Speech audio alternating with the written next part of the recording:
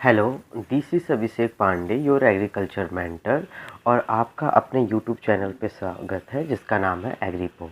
तो आज के हम लोग इस लेक्चर में ये पढ़ने वाले हैं, जैसे कि हम लोग पहले लेक्चर में पढ़ चुके थे। रूरल सोशियोलॉजी का फर्स्ट पार्ट हम लोग कंप्लीट कर लिए थे, जो कि एक्सटेंशन एजुकेशन के अंदर यूनिट 1 का फर्स्ट पार्ट था।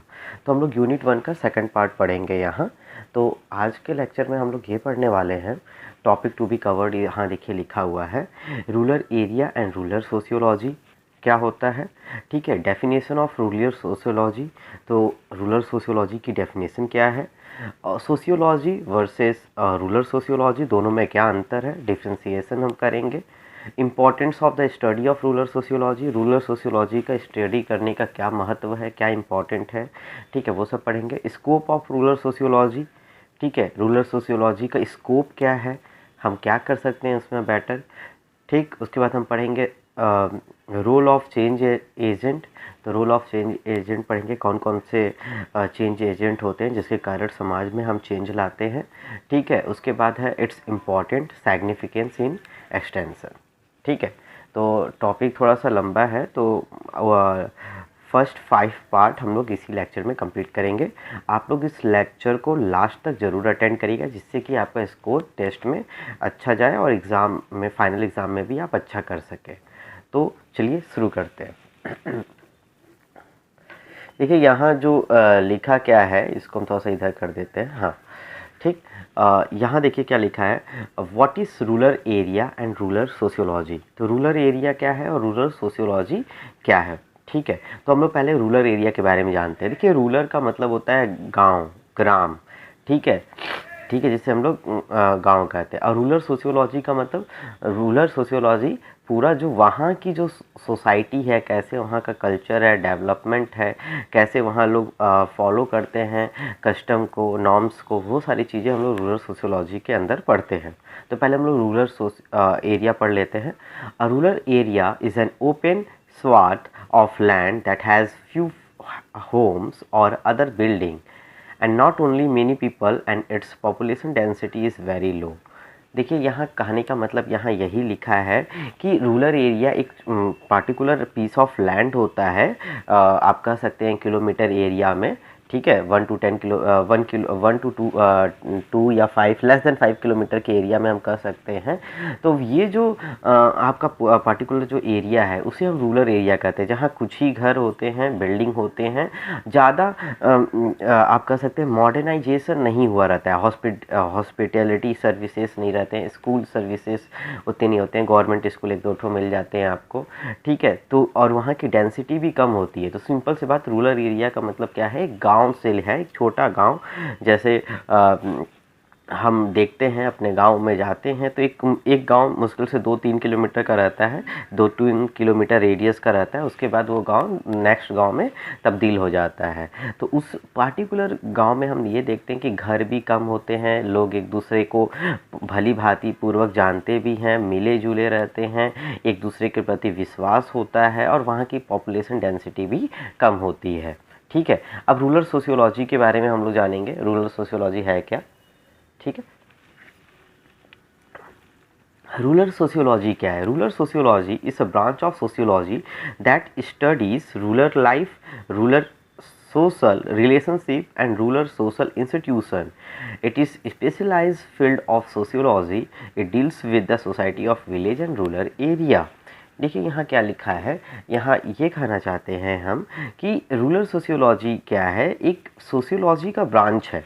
वैसे सोशियोलॉजी को बहुत सारे ब्रांचेस में फर्दर क्लासिफाइड किया गया है, ठीक है, या फर्दर डिवाइड किया गया है, लेकिन हम यहाँ रूरल सोशियोलॉजी में ये जानना चाहते हैं, ये पढ़ते हैं कि रूरल लाइफ होती कैसी है, गांव के लोग कैसे रहते हैं, वो अपना जीवन यापन कैसे करते हैं, उनका सोशल रिलेशनशिप कैसे होता है, आपस में वो कैसे व्यवहार रखते हैं, कैसे एक दूसरे के ऊपर ट्रस्ट करते हैं, कैसे एक दूसरे को मुसीबत के समय मदद देते हैं, ये सारी चीज़ें। Rural social institution, rural social institution का मतलब वहाँ के स्कूल कैसे हैं, और वहाँ जो जैसे चंपाल चर्चा होता है गाँव में, लोग रातों रात बैठ के चर्चा करते हैं एक दूसरे के प्रति, किसी टॉपिक पे बहस होती है। ये जो आप चंपाल चर्चा आप देखते हैं, किसान चर्चा भी होती है, गांव में देखने को मिलता है, ये सब के बारे में हम पढ़ते हैं। It is specialised field of sociology, sociology की स्पेसिफाइड फील्ड है। इट डील्स विद सोसाइटी, और ये विलेज और रूरल एरिया के बीच में, ठीक है, जो गांव है और वहाँ के जो रूरल कस्बे हैं उनके बारे में हम लोग डिटेल में इस साइंस के थ्रू जानते हैं। ठीक है, now moving to the next slide.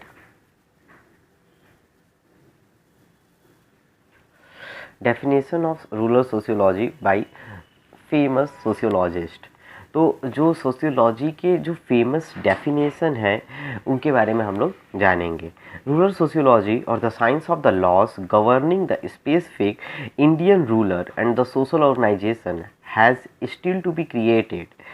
Such a science is further, however, the basic premise for the renovation of the Indian rural society, so dispensable for the renovation of the Indian society as a whole.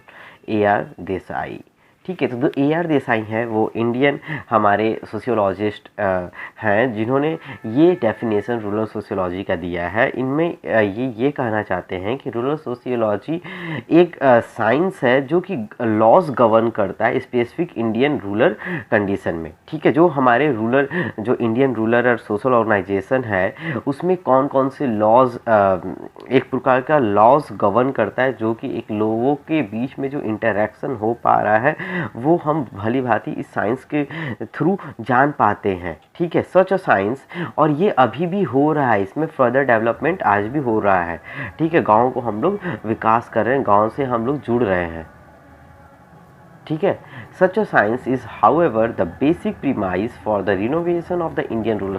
तो ये जो science है एक प्रकार का आधारभूत है, एक शिला प्रदान कर रहा है जिससे कि हम इसको और फर्दर क्या कर सकते हैं, डेवलप कर सकते हैं, इंडियन सोसाइटी का रिनोवेशन कर सकते हैं एज अ होल। पूर्ण रूप से हम इसको देखकर इसको और फर्दर डेवलप कर सकते हैं, ये A.R. देसाई बताते हैं। ठीक है, अगला जो सोशियोलॉजी है, क्योंकि ये डेफिनेशन बहुत इंपॉर्टेंट है इसलिए अच्छे से समझिएगा। इसमें बस यही बोला गया है कि एक प्रकार का लॉज है साइंस, लॉ एक प्रकार के साइंस के लॉज हैं जिनको हम गवर्न करते हैं, जिनको हम लागू करते हैं रूरल इंडियन रूरल कंडीशन के ऊपर, जिससे कि हम रूरल सोशियोलॉजी के बीच में, रूरल सोसाइटी के बीच में क्या इंटरेक्शन है, क्या रिलेशनशिप है, क्या ऑर्गेनाइजेशन चल रही है, कैसे चल रही है, ये सारी चीज़ों को हम लोग पता कर पाते हैं। और इसमें आज भी फर्दर डेवलपमेंट होते जा रहे हैं, रिनोवेशन होते जा रहा है, जिससे कि हम एक हमारी जो रूरल सोशियोलॉजी थी, रूरल सोसाइटी है, उसको और हम कैसे डेवलप कर पाएँ, हम इस साइंस के थ्रू जानते हैं। और वही साइंस जो पॉलिसी है, जो भी हम सोशियोलॉजिस्ट होते हैं, वो इन सब को चीज़ों के बाद पढ़ने के बाद गवर्नमेंट से मीटिंग करने के बाद एक पॉलिसी लाते हैं, और वही पॉलिसी क्या होती है, लागू हो जाती है, जिससे कि सबको फ़ायदा मिलता है। जैसे आयुष्मान, हम लोग एक एग्जांपल लेते हैं, आयुष्मान कार्ड बना। ठीक है, तो आयुष्मान कार्ड में क्या है कि लगभग आप 5 साल तक 5 लाख तक का आप क्या कर सकते हैं, हेल्थ आपको बेनिफिट्स मिलता है। आप किसी भी प्राइवेट या गवर्नमेंट हॉस्पिटल में जाके आसानी से आप क्या करते हैं, अपने इलाज करा सकते हैं। तो ये क्या, ये पॉलिसी बनी है, तो पॉलिसी बनने के पीछे कुछ कारण हुआ होगा। पहले रिसर्च की गई होगी कि कितने गांव हैं जिनके पास पैसे की कमी है, बहुत लोग दवाई का एक प्रॉपर टाइम पे उनको ट्रीटमेंट नहीं मिल पाता है, डायग्नोसिस नहीं हो पाती है, जिसके कारण वो उनकी डेथ हो जाती है। तो ऐसे रिसर्च करने के बाद पॉलिसी लाई जाती है, उसको फॉर्मुलेट किया जाता है, इम्प्लीमेंट किया जाता है, और बात आगे बढ़ती है। ठीक है, चलिए नेक्स्ट आगे चलते हैं हम लोग। जो नेक्स्ट सोशियोलॉजिस्ट हैं जिन्होंने डेफिनेशन दिया है रूरल सोशियोलॉजी का। Rural sociology is that study of human relationship in rural environment. ठीक है, बर्टन ने दिया है। ठीक है, तो रूरल सोशियोलॉजी क्या है, एक प्रकार की स्टडी है जिसमें हम ह्यूमन रिलेशनशिप का रूरल इन्वायरमेंट के बीच में क्या संबंध है, क्या इंटरेक्शन है, उनके बारे में हम जानते हैं। ठीक है, तो ये बहुत छोटा सा डेफिनेशन एग्जाम में आएगा, तो आप ये लिख सकते हैं rural sociology is the study of human relationship in rural environment. तो ह्यूमन का क्या रिलेशन है रूरल इन्वायरमेंट में, तो बहुत रिलेशन है। आप जाते हैं गांव में, देखते हैं किसान खेती करता है, सुबह उठता है, खेत पे जाता है, अपना काम करता है, शाम को आता है, खेत में कुछ डालता है, खेत से कुछ लेता है, ठीक है, और अपने आस पड़ोस से उसका इंटरेक्शन होता है, चर्चे होते हैं। तो ये क्या है, एक प्रकार का पूरी सोसाइटी में क्या हो रहा है, इंटरेक्शन हो रहा है, तो वही चीज़ है। नेक्स्ट जो डेफिनेशन है सैंडरसन ने दिए हैं, ठीक है, rural sociology is the sociology of rural life in rural environment.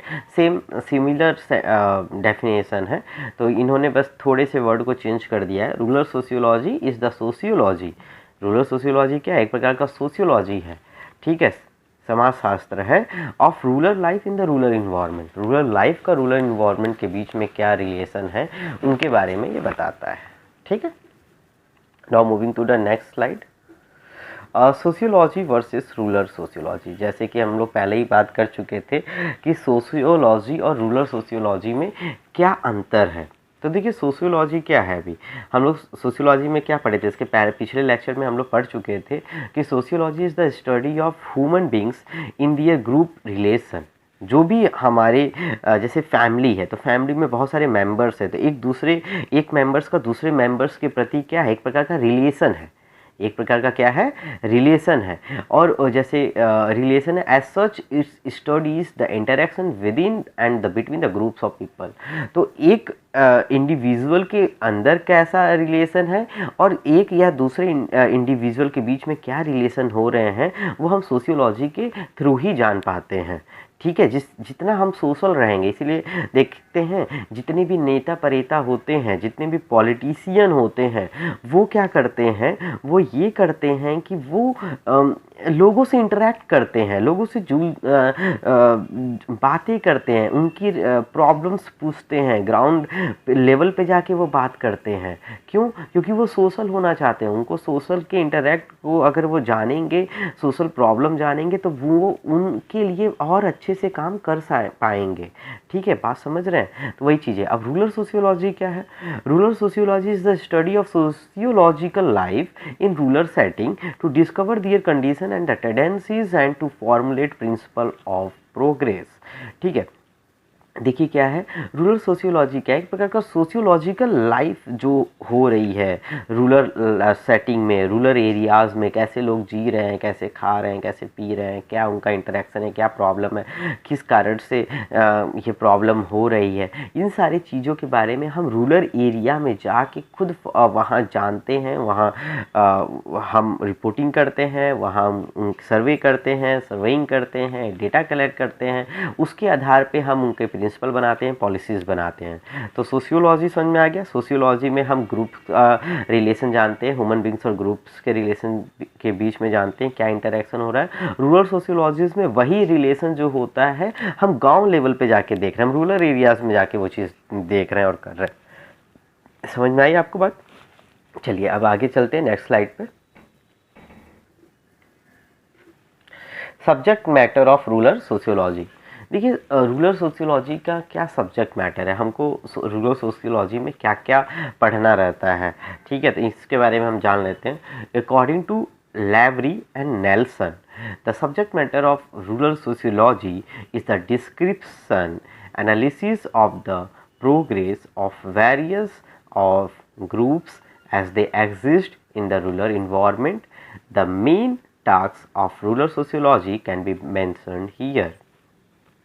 देखिए subject matter of rural sociology according to the Lowry और नेल्सन की बात करें तो हम लेवरी और नेल्सन के द्वारा अगर समझने की कोशिश करें तो जो भी प्रोग्रेस हो रहे हैं, ठीक है, जो भी प्रोग्रेस हो रहे हैं और वेरियस ग्रुप्स जो एग्जिस्ट कर रहा है रूरल इन्वायरमेंट में, उनके बारे में हम डिस्क्राइब एनालिसिस करते हैं, ठीक है, डिस्क्रिप्टिव एनालिसिस करते हैं। उसके बाद में फर्दर रिसर्च करते हैं, एनालिसिस करते हैं, उसके बाद हम कुछ अपने नतीजे पे पहुंचते हैं, ठीक है। रूरल सोशल स्ट्रक्चर, अब जैसे रूरल सोशल स्ट्रक्चर है, इसका डायग्राम शायद मैंने पीपीटी में नहीं बनाया है, लगाया है, हाँ लगाना मैं भूल गया था, कल ही मैं बना रहा था और लास्ट 2 डेज से शायद आपके एक भी लेक्चर नहीं हो पाए थे, कारण यही था कि मेरी थोड़ी सी तबीयत ख़राब थी और मैं अस्वस्थ था, तो इस कारणवश मैं क्लास आपका नहीं ले पाया।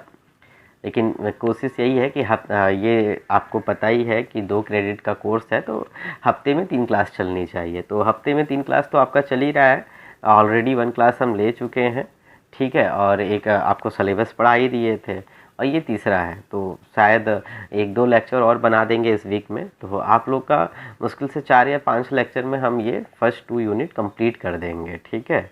तो उसकी चिंता मत करिए आप, ठीक है। आप क्लास करिए, अगर कोई डाउट होता है तो आप मुझसे पूछ सकते हैं, आप मुझे मेल कर सकते हैं। टेलीग्राम क्या ग्रुप आपको बता ही दिए हैं, एग्रीपो आप ज्वाइन कर सकते हैं वहाँ से जाके, ठीक है। मैं अभी इंस्टाग्राम पे भी आ गया हूँ, फेसबुक पे भी आने वाला हूँ, तो अभी इस पे काम हो रही है, और अगर आप लोग सपोर्ट करते रहेंगे तो आप लोग को इसका बहुत ज़्यादा बेनिफिट मिलेगा, क्योंकि मेरे पास सब्जेक्ट मैटर नॉलेज ज़्यादा है, मेरी टीम भी इस पे वर्क कर रही है, तो मैं और भी आपको अच्छे अच्छे मतलब जो भी आपकी जो रिक्वायरमेंट है उसको फुलफिलमेंट करने की कोशिश करूँगा, ठीक है। तो रूरल सोशल स्ट्रक्चर के बारे में हम लोग बात कर रहे थे, किसके बारे में बात कर रहे थे, रूरल सोशल स्ट्रक्चर। तो ठीक है, जैसे देख लीजिए, अगर हम रूरल सोशल स्ट्रक्चर की बात करते हैं तो होता क्या है कि जैसे मान लीजिए सबसे पहले फैमिली है, family is the base of ये, ठीक है, फैमिली है ये, ठीक है। उसके बाद ग्रुप बनता है, ग्रुप के बाद सोसाइटी बनती है, और सोसाइटी के बाद आपकी कम्युनिटी बनती है। तो यही आपका रूरल सोशल स्ट्रक्चर है, जो कि नेक्स्ट चैप्टर में आप लोग को डिटेल में हम पढ़ाएंगे। तो इसको बस एक बार नोट कर लीजिए, फैमिली, ग्रुप, सोसाइटी और कम्युनिटी, ठीक है। तो बस ज़्यादा कुछ डिटेल में नहीं जानना था, इतना ही जानना था, इसीलिए मैं इसको बना दिया, ठीक है। तो रूरल सोशल स्ट्रक्चर के बारे में पढ़ते हैं। फिर रूरल सोशल ऑर्गेनाइजेशन कौन कौन से हैं, कि जैसे कि हॉस्पिटैलिटी कैसी है, और या वहाँ के सर्विसेज कैसे हैं, एजुकेशन कैसे हैं, वो सब चीज़ें जानते हैं हम लोग। फिर कैरेक्टरिस्टिक ऑफ रूरल सोसाइटी, तो कैरेक्टरिस्टिक रूरल सोसाइटी की क्या कैरेक्टरिस्टिक है, क्या खासियत होती है, वो सब हम जानते हैं कि रूरल सोसाइटी में लोग बहुत कल्चर को फॉलो करते हैं, एथिस्टिक होते हैं, ठीक है, पूजा पाठ पे विश्वास रखते हैं, बहुत ज़्यादा भरोसे के लायक होते हैं, लॉयल होते हैं, ये सारी चीज़ें होती हैं रूरल सोसाइटी में। रूरल सोशल स्ट्रैटिफिकेशन, उनका कैसे विभिन्नीकरण किया गया है, कैसे बांटा गया है। Study of rural social problems, rural social problem में क्या देखने को मिलता है, जैसे कि अभी 5-10 साल पहले शौचालय नहीं थे गांव में, अच्छी शिक्षा नहीं थी, ठीक है, बैंक का डेवलपमेंट उतना अच्छा नहीं था, हॉस्पिटैलिटी नहीं थी।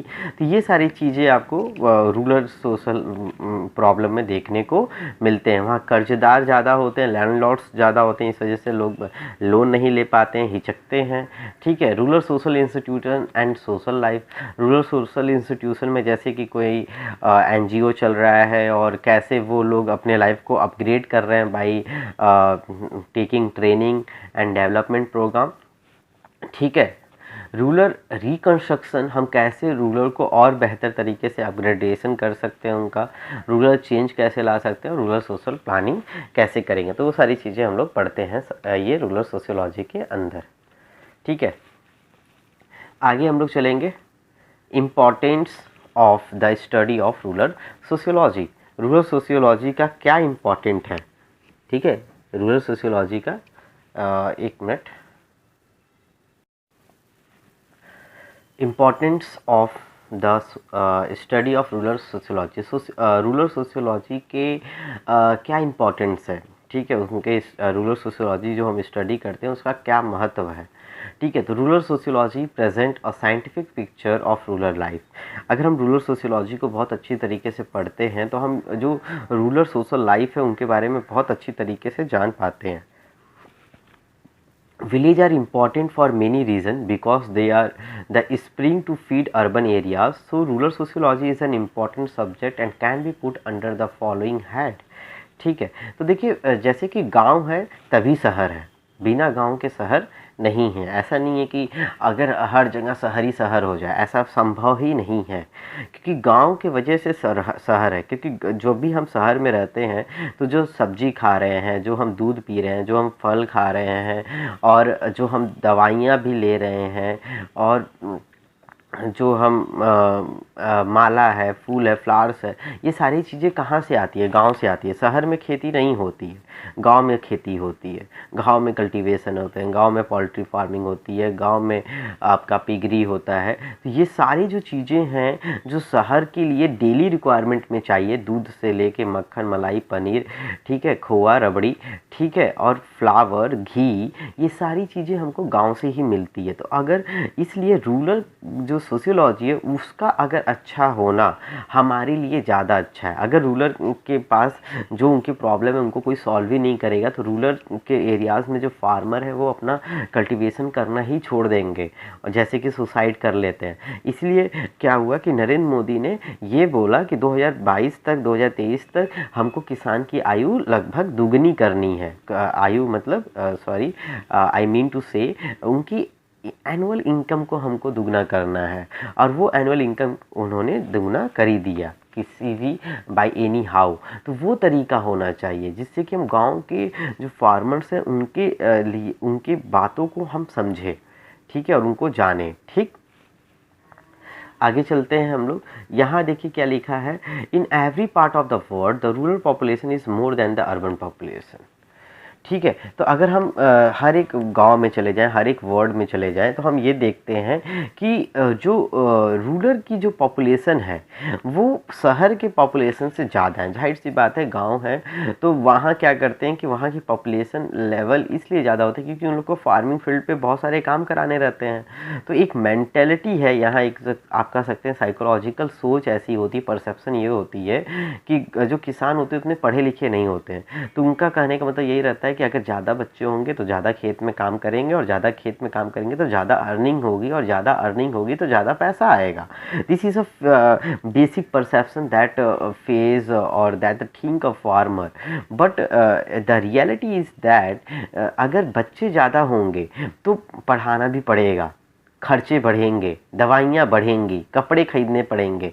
ठीक है, तो ये सारी चीज़ें के ये नहीं सोचता है किसान, जिसको चल के आगे दिक्कत। इसीलिए आपको देखो फैमिली प्लानिंग होती है, शिक्षा दिया जाता है कि आपको फैमिली में कितने बच्चों को रखना है, कैसे पालना है, कैसे उनका पोषण करना है, किस स्कूल में भेजना है। ये सारी चीज़ें के बाद अगर कोई चीज़ काम आप कर रहे हैं तो तब तक तो ठीक है, लेकिन आप बिना प्लानिंग के कर रहे हैं तो आगे चल के आप ही को दिक्कत हो सकता है, जैसे कि गाँव में ऐसे अक्सर देखने को मिलता है।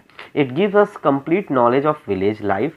The first unit of the development in a country is the village and the village is the centre of culture of any country.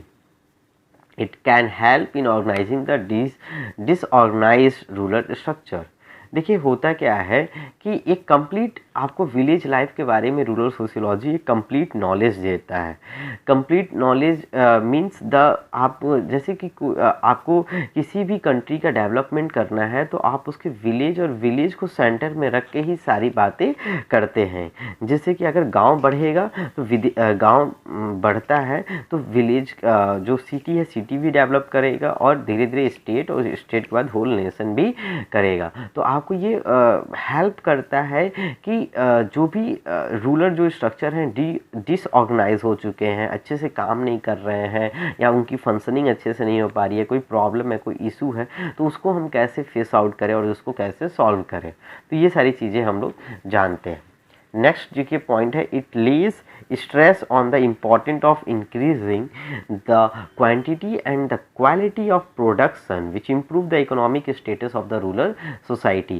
अब ये देखिए रूरल सोशियोलॉजी में ये भी काम होता है क्योंकि मैक्सिमम लोग कहाँ से जुड़े हुए हैं, किसानी कर रहे हैं, फार्मिंग कर रहे हैं, कल्टीवेशन कर रहे हैं। तो हम उनकी जो प्रोडक्शन है उनकी क्वालिटी और क्वांटिटी को कैसे हम इंक्रीज़ कर सकें, उनकी क्वांटिटी को कैसे अपग्रेड करें और क्वालिटी भी उनकी अपग्रेडेशन हो, अच्छी हो, जिसके कारण उनका मार्केट वैल्यू बढ़े, उनका शेयर कैपिटल बढ़े।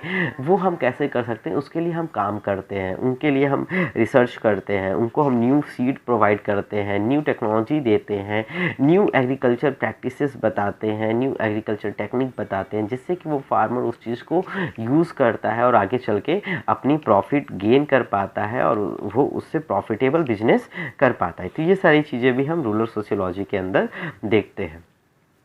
It helps change agent or community development workers in knowing the felt need of the society and then they can help villages in satisfying their need.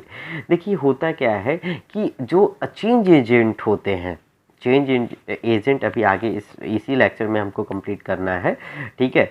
हो सके हम इसका सेकंड पार्ट बनाएंगे क्योंकि हम ये लेक्चर जो हो रहा है लेंदी हो जाएगा, ठीक है। तो उससे अच्छा यही रहेगा कि हम लोग इसको फर्स्ट पार्ट में कंप्लीट करें, मतलब एक और पार्ट बना देंगे उसमें हम कंप्लीट करेंगे, क्योंकि आप लोग को समझाना भी है तो चैप्टर लेंदी हो जाएगी तो आप लोग उतना टिकेंगे नहीं वीडियो लास्ट तक देखने के लिए। कुछ जो डेडिकेटेड स्टूडेंट है वही देखेंगे पूरे लास्ट तक, कुछ लोग स्किप करके आगे बढ़ जाएंगे। तो मेरा काम है कि हम आपको अच्छी नॉलेज दे पाएँ, अच्छे शिक्षा दे पाएँ, जिससे कि आपकी एजुकेशन बूस्ट हो और आगे चल के जो भी कॉम्पिटिटिव एग्ज़ाम आएंगे उसमें, क्योंकि आजकल के जो कॉम्पिटिटिव एग्ज़ाम हो रहे हैं, एंट्रेंस एग्ज़ाम हो रहे हैं एमएससी लेवल में, वहाँ एमसीक्यू जो आ रहे हैं रटे हुए नहीं आ रहे हैं, वो आपको लॉजिकली क्वेश्चन पूछ रहा है, असर्शन एंड रीज़न टाइप का। उसके लिए ज़रूरी है कि आप अच्छे से फर्दर स्टडी करें, थ्रूली स्टडी करें, बुक्स पढ़ें, तब आप अच्छा कर पाएंगे, ठीक है।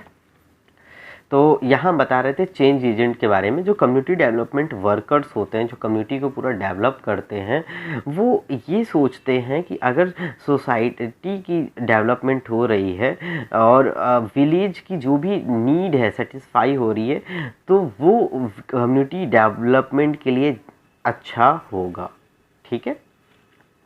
नेक्स्ट पॉइंट है, it help in providing technology and systematic knowledge and reforms in farm production. तो वही बात है जो टेक्नोलॉजी को इम्प्रूव कराना, सिस्टमेटिक नॉलेज प्रोवाइड कराना फार्मर्स को, जिसके कारण वो और अच्छे तरीके से खेती कर पाए और एक प्रॉफिटेबल बिजनेस बना पाए अपने फार्मिंग को, ठीक है। It examining the social pathological problem and based on the social methodology, it suggests ways for improving the village condition. तो ये देखिए, ये भी देखता है कि सोशल पैथोलॉजिकल प्रॉब्लम क्या है, सोसाइटी में कौन कौन सी प्रॉब्लम चल रही है और उनकी क्या सोशल मेथोडोलॉजी है। सोशल मेथोडोलॉजी में कहने का मतलब मेरा यही है कि वहाँ के, देखिए सोशल में क्या होता है कि हम किसी प्रॉब्लम को सोशल तरीके से सॉल्व करते हैं रूरल एरियाज़ में, कि हम उसके लिए क्या क्या अल्टरनेटिव देखते हैं। गांव के लोग जो बड़े बुजुर्ग होते हैं, सीनियर सिटीज़न होते हैं, वो उस चीज़ को भली भांति पूर्वक जानते हैं और एक बेस्ट ऑप्शन बताते हैं, क्योंकि उनके पास एक लंबा अपने लाइफ का एक्सपीरियंस होता है। It suggest the improving the village condition, और जिससे कि हम विलेज कंडीशन को और अच्छी तरीके से इम्प्रूव कर पाते हैं, ठीक है। Now moving to the next slide.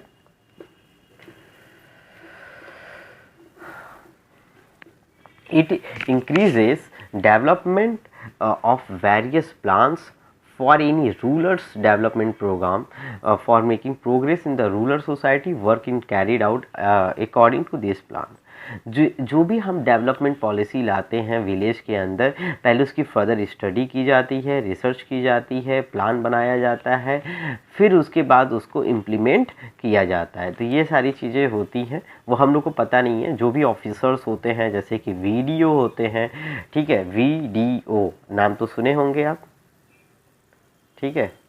एक minute,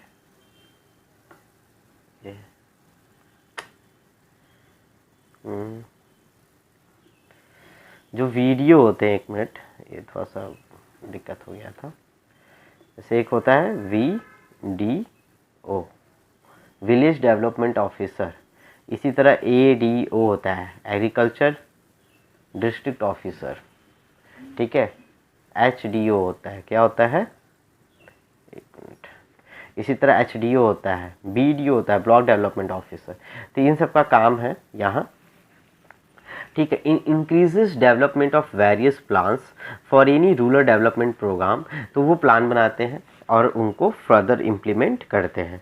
it develop for relationship between the village and industries, जो विलेज और इंडस्ट्रीज़ के बीच में रिलेशन कैसे, जैसे मान लीजिए हम गन्ने की खेती कर रहे हैं, तो हम गन्ने की खेती में हम, मेरा जितना भी गन्ना रहेगा, क्योंकि गन्ना एक प्रकार का क्या है, गन्ना एक प्रकार का आप कह सकते हैं कैश क्रॉप है, ठीक है। तो उस कैश क्रॉप को वो क्या करेगा, घर में तो रखेगा है नहीं, उसको तो बेचना है, तो उनका डायरेक्ट टाई अप हो जाता है इंडस्ट्रीज से। वो इंडस्ट्रीज उस गन्ने से फर्दर शुगर शुगर एक्सट्रैक्ट करके अलग अलग प्रोडक्ट बना के मार्केट में बेचती है। तो इससे क्या होता है, फार्मर को भी प्रॉफिट होता है, इंडस्ट्रीज को भी प्रॉफिट होता है। It Lay's stress on education for the solution of the rural problems. तो ये क्या करता है, जो रूरल प्रॉब्लम्स में जो एजुकेशन सिस्टम है उनको भी इम्प्रूव करने के ऊपर काम करता है। तो ये अभी तक हम लोग ये जान गए। अब नेक्स्ट है स्कोप ऑफ रूरल सोशियोलॉजी। जैसे कि वीडियो लेक्चर लेंदी हो जाएगा तो इसको हम लोग क्या करेंगे, नेक्स्ट लेक्चर में कंप्लीट करेंगे, स्कोप और उसके इम्पॉर्टेंट्स एग्रीकल्चर एक्सटेंशन में। ठीक है, तब तक के लिए बाय स्टूडेंट, और अपना ध्यान रखिएगा। ठीक है।